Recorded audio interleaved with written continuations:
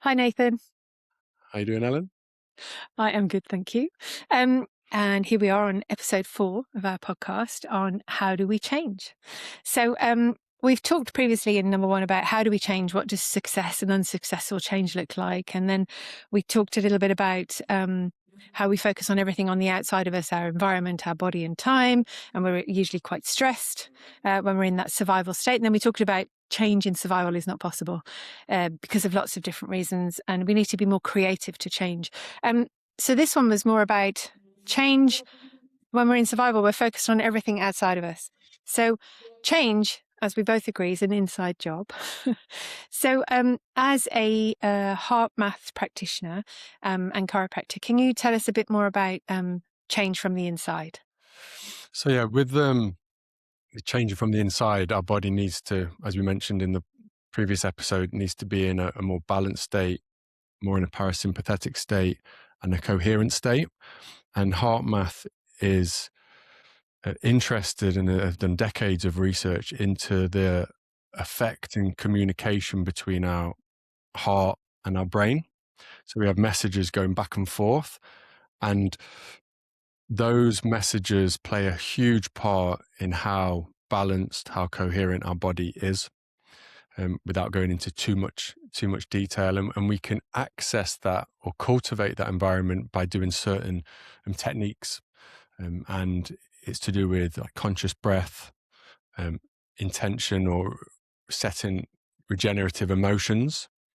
And when we do that, we create balance, and we can use those tools in the moment, say before a stressful conversation, or we've just had a stressful interaction and we need to reset. But we also can use it to change our baseline of, I like to say, one, emotional resilience, agility, and ability to adapt. Say if our baseline's here, we introduce these techniques, which I'll touch upon in a second briefly, so you get an idea. We can, over time, create that here. That's not to say we're going to not experience more, say, negative or less regenerative emotions. That's just the human experience. It's, like we mentioned, being able to swing between the two, feeling it for as little as we need to, but not dwelling. But we also don't want to suppress. So it's important to switch between the two. And that's what these tools and techniques offer us. And the time of investment and return, it just takes a bit of consistency and building it into our lives. But the main is changing that baseline of where we are now to where we are here, which means the dips, yes, they dip down, but we come back higher. Whereas if we dip in here, that's when we start to see burnout, reactive states, disease, depression, stress, anxiety. And I've experienced all this. I know I'm speaking not just from a practitioner point of view, but from very lived experience of feeling all those emotions, even just last week. So just because we do the work doesn't mean we don't feel these things, but it's how we navigate it. I'd like to think with a bit more kind of grace, a bit more intention. And that is the key. Going through difficult times without being aware and conscious, that's when things can spiral. When we've got a bit more awareness and we're a bit more conscious, yes, we will feel these things because that's life, but we move through it more effectively and as quick as possible. Your experience with heart maths is, and if anybody looks into the Institute itself, they talk about heart rate variability, and we can all measure heartbeats per minute. We can also measure heart rate variability.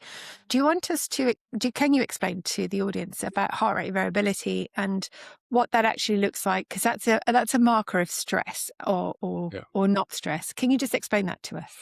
So, as you said, you've got heartbeats, which is like a beat per minute. So say if you've got 60 beats in a minute, each beat isn't 1 second apart. It's not like a 1, 1, 1, 1. We have a variance between each heartbeat. And what we're looking for, and a sign of nervous system regulation, coherence, balance, and ease, is a higher variability shows that that individual is probably more resilient, healthier, less likely to, say, develop health issues. Obviously, it's multifactorial. everything affects everything, but it's a very good window into one's nervous system to see where we're at. And obviously, you mentioned Whoop in a previous episode. Garmin does the same, and it is a very good metric that we can measure. And how many people listen to our Garmins and Whoops, but it's a very good and accurate window that if your heart rate variability is low, are there things that you can do in that day that are more beneficial than going and doing a 10 out of 10 high resistance training session? I was ill last week and my heart rate variability was unbalanced and it was low for a week. My stress levels were high and I didn't particularly feel it too much, but it was true. I had the cold, had the flu, then I had sinusitis. And the day or two before that, it showed me that. So we're looking for high variability rather than low, again, without going into too much science. No. And we can cultivate that by certain things that we do day to day. And just briefly, so sleep's important, nutrition, hydration, stress management, how we navigate through stress, which is part of life. Life is difficult. Life is hard. We are all faced with challenges. So it's being comfortable with that, surrendering that, and having tools to navigate stress rather than think stress isn't normal. It is. But as we mentioned previously, at the moment, our life is so tuned into stress. If we are not consciously doing something to navigate that, it's only a matter of time until you're down here and your baseline is pulled down because of this chronic discoherence in the body. It's a good explanation, and my understanding as well is heart rate variability is if there is a consistent distance between those heartbeats, the variability becomes more consistent, more coherent, and so more regular. And that's the key, isn't it? It's that regulation that you talked about, that alignment here. From my perspective, and the alliance then with Dr. Joe Dispenza's work and neuroscience itself, is that the heart has a direct communication line to the brain and vice versa. And we've all heard about mind, body, and soul, and wonderful explanations of how we have been as humans and how we can realign. Part of that is understanding how the brain and body communicates. And the benefit of understanding heart rate variability is profound, because there is a company in the States I work with at the moment, and they look at push, pull, and recovery days. So if your heart rate is high, you can push through. Even when you just don't feel like it, sometimes your heart rate variability is such a point you can push through. And that sometimes you feel like, yeah, I can give it a go. But actually your body's actually saying on the tech, recover. We do more recovery, more regenerative work. And it gives you, like you were talking about, that balance, that inner balance that we need to manage stress. Stress, if you're on the floor, is unmanageable. Stress, if you're full, you can manage it. So my understanding and my explanation then is how our three brains work. So we have three brains that are in constant communication with the body. So we have a thinking brain, we have a doing brain, which is the direct connection to fight or flight nervous system. And then we have a being. So thinking to doing to being, it means if you can connect and understand that habit loop, you know, and you mentioned this earlier, Nathan, that by the age of 35, we are 95% of the person we're going to be based on neuroscientific research. So if anyone's listening to this and they're over 35, you've got a 5% window to change. And that's where I discovered the work. But it's your third brain that stores your state of being. You talked about earlier in the previous episode about we need to move from being human doing to human being. And it's our unique ability to show up as whole individuals and full of energy that gives us the edge over any stressful situation, any piece of AI or technology. AI and technology can support us, but we have to be the best version of ourselves, right? And it doesn't matter when things happen, you can get beyond them. But the three brains, thinking, doing to being, and the heart rate, when they're aligned, there is a change in brainwave activity. And we can talk about that on the next podcast. I think what would be useful for the audience is to give them examples of how you or I deal with stressful situations. And they're probably aligned, but slightly different, because I have my go-to tools and you have your go-to tools. Can you explain to people, give us a scenario of when stress happens to you and how you self-regulate?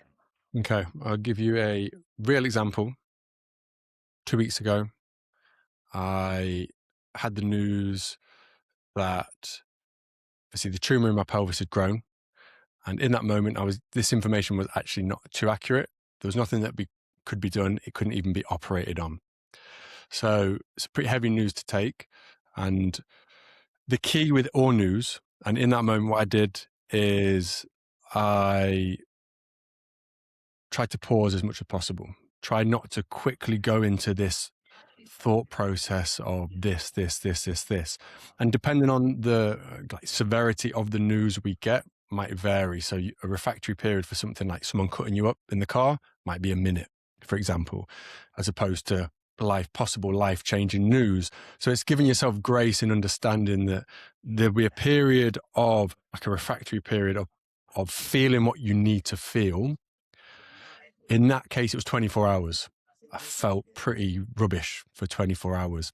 I was thinking of this outcome, that outcome, catastrophizing. What could I live without a leg? Possibly.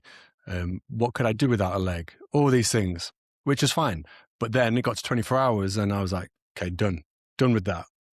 And then the tools are coming back to within.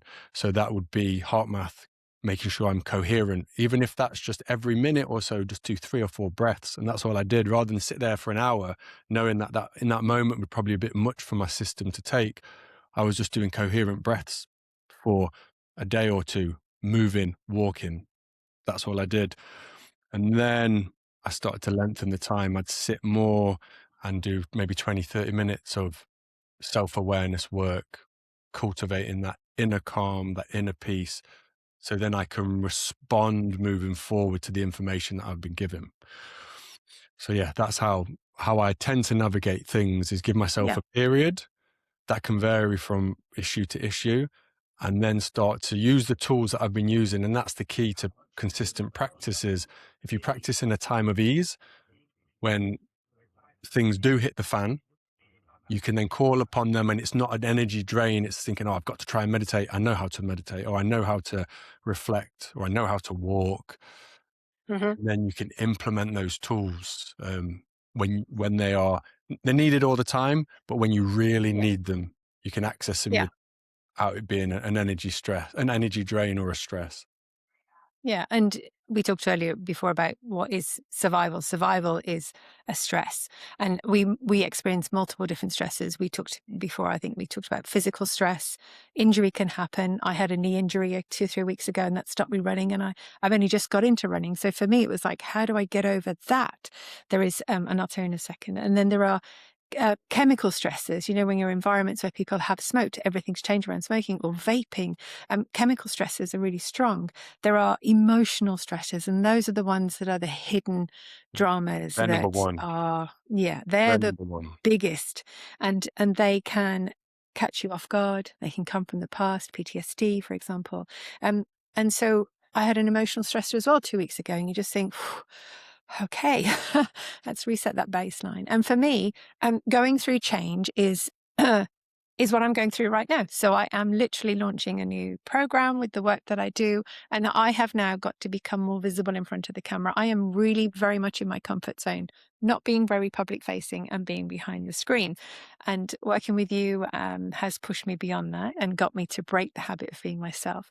So my go-to for that is 2-3 days after this big emotional stressor, I had committed to doing a photo shoot with a young woman who's launching her photography business.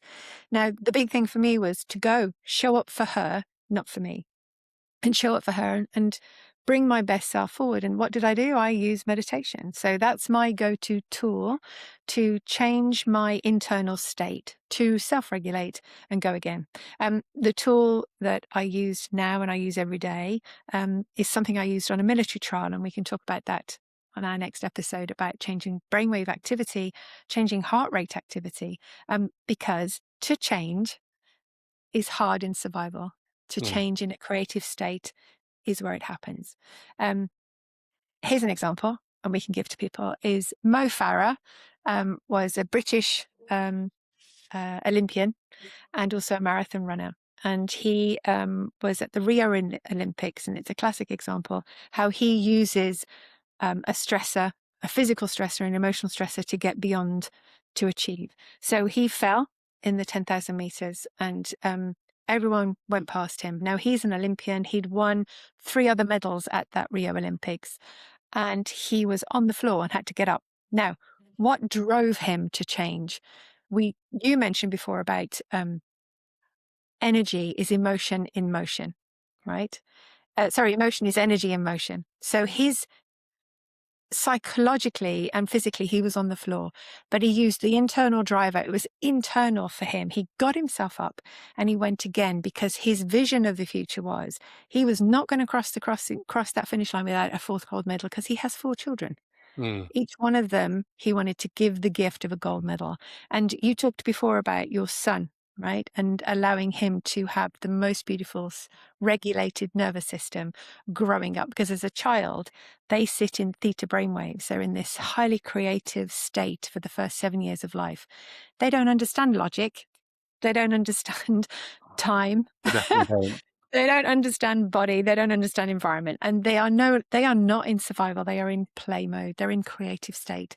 And as adults, we grow up and we lose that creative ability. We get impacted by our environments, by our bodies and disruption. And we never have the time. And if we can remove all of those restrictions from outside of us, we have said, and we both agree, change is an inside job.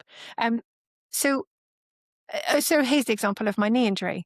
I took great advice from a highly qualified medical doctor and biomechanical expert and a holistic personal trainer. So for me, who you go to for your advice is really, really important. And how you assimilate that information and how you embody that is down to you. And I've taken action every day to heal, and it's healing as we speak. So I use an internal mechanism, but I also use what they've given me and the tools I've been given. So it's the tools that are really, really key. Have you got another example that you could give about your work? You are a qualified chiropractor and you work with patients all the time. How have you helped them to go through change? So first and foremost is being in a coherent state when working with people. So as I said, you can use these tools as a quick reset or something to implement long-lasting, more chronic change. So before every visit, I take a few breaths to get in a coherent state. Because when we're in a coherent state, the way the body works, the energy field or electromagnetic field, which science has shown from the heart, emits from the body to around 6 feet. So then obviously I'm working in proximity of that. So it's important for me to be in that state. Not just important, it's almost essential. It's a gift and a blessing to be able to work with other people. So I need to show up the best I can. No matter what's going on in my life, I have to, in that moment, be present and coherent. So those quick techniques activate that. And then you can only kind of meet people where they're at. So some people come on a very physical level. I've got a pain, a symptom. We get rid of that and they are on their way, which is great. I'm happy. They're happy. Some people's perception and views on the world is different. So I've been working with a lady recently who is into Tai Chi, which is obviously very energy based. Chinese, it's not traditional Chinese. I don't know if medicine's the right word, and she's quite experienced at that. So as I was talking and explaining her findings, obviously I was talking about the physical restrictions we found of the spine, but also, as we've discussed, we are more energy than matter. We're just vibrating at a slower rate than the energy that we can't see. So I was talking about heart math, and I said, oh, would you be interested in me doing this work? And I asked people, can I say yes or no? And she was like, yeah, great. So I've been working with her on more of an energetic level. Yes, we've been doing some physical adjustments to make sure some of the joints are functioning, but more about creating balance, creating ease, creating coherence. Because sometimes less is more. The body knows how to return to this baseline if it's given the right guidance and the right space has been held. So she's been remarkable improvements in her health, overall health, well-being, and physical symptoms. And And this is from giving tools. That said, she's very easy to work with because she's very, she's embodied that. But yeah, it's, yeah. And tell us her age and tell us what she said in the last session. So mid 70s. Yeah. And she always says she floats home after our sessions. But There you go. she's you can when you're in tune with it, when you're coherent and you remove yourself and you're in the moment, you can feel, you can go, like, you go into a room and there's someone that's angry, you can feel it. You go into a room and there's someone that's present and really there for you, you can feel it. Especially children, going back to being a dad. They can. Like my son knows when I am 100% there or 98% there. And it's my duty to be there 100% of the time. Most of the time, I'm human. We make mistakes, but it's that awareness that allows us to change. So the frequencies match, basically. But we can also, as practitioners, if someone's come in, I can hold space for someone that I can see that are stressed, rather than match them and make it all about me. Why are they stressed? Is it me? Is it not? If I'm coherent and just hold space and be present, you can help guide someone that might. And sometimes if I just say to them, are you okay? You seem a bit stressed. Just being heard and felt in that moment, then subconsciously they go, okay, because they might have rushed here, they might got stuck in traffic. That's the common one when people rush in and they're a minute late. I make a very conscious effort to say, don't worry, it's a minute, take a moment, because the body needs to be open to receive whatever, whether it's talking therapy, hands-on therapy, energy work, advice, only if advice is warranted. And one thing that really triggers a nervous system, when someone gives you advice and you don't want it, and all that person wants is to be validated. And that's been my biggest shift in the 13 years of talking to thousands of people, is people want to be heard more than spoke to. And that is the key. And sometimes that in itself, just validating an emotion and then asking permission. Obviously, I'm in a place where people have come to see me, so it's not, it's obvious, not always obvious. They want my help, but to what degree is a skill. But in everyday life, I think it's important. It's something that I've learned and taken from my professional life, even though life is one, is to listen more. We've got 2 ears, 1 mouth, and to sometimes validate. And that's what I found. What triggers me massively is my life's hard. I'm not about being a victim. I don't want pity, and I don't expect anyone to know.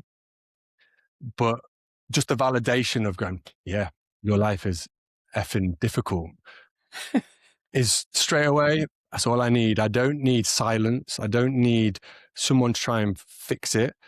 And I think that's what I've been missing. And I know this goes going off piece a little bit, but you can ask for validation as well.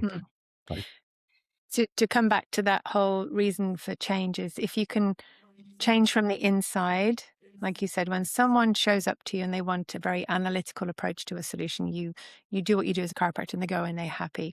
For those that need more, you can also bring that to the table, and it's an internal change. Even chiropractic is an internal change. But what people need to remember is, you can't change in a state of survival. You need to change something in a state of creation. And how you do that is you go inside of self, not outside. And there's some glorious stories I could share on another podcast. But for now, I'm going to close out, and I'll see you on the other side. yeah, see you there.